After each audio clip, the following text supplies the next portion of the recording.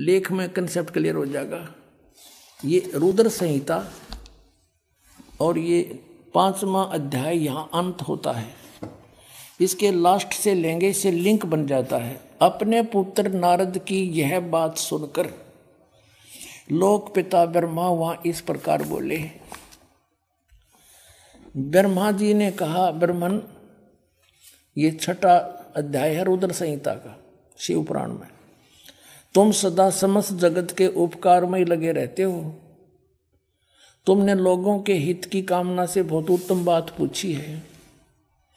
जिस समय समस्त चराचर जगत नष्ट हो गया था, सर्वत्र केवल अंधकार ही अंधकार था,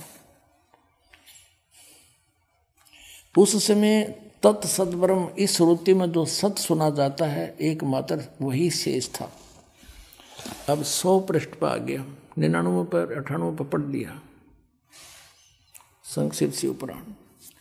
जिस परब्रह्म के विषय में ज्ञान और अज्ञान से पूर्ण उक्तियों द्वारा इस प्रकार विकल्प किए जाते हैं, उसने कुछ काल के बाद द्वितीय की इच्छा प्रकट की। उसके भीतर एक से अनेक होने का संकल्प उदित हुआ। तब उस निराकार परमात्मा ने, ये निराकार मानते हैं ब्रह्म को, ये ब्रह्म से शुरू होते हैं इनकी कहानी, अपनी लीला शक्ति से अपने लिए मूर्ति आकार की कल्पना की। जो मूर्ति रहित परम ब्रह्म है उसकी मूर्ति भगवान सदाशिव है।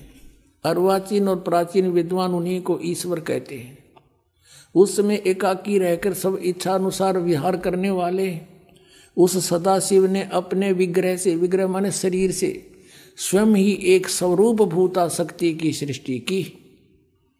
अब देख काल ने बका दिए, क्योंकि उसने एक अपने शरीर से आप एक लड़की निकाली जो उनके अपने शरीर अंग से कभी अलग होने वाली नहीं थी।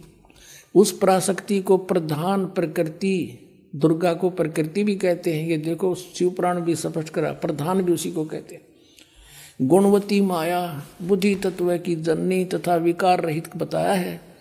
वह शक्ति अंबिका कही गई है।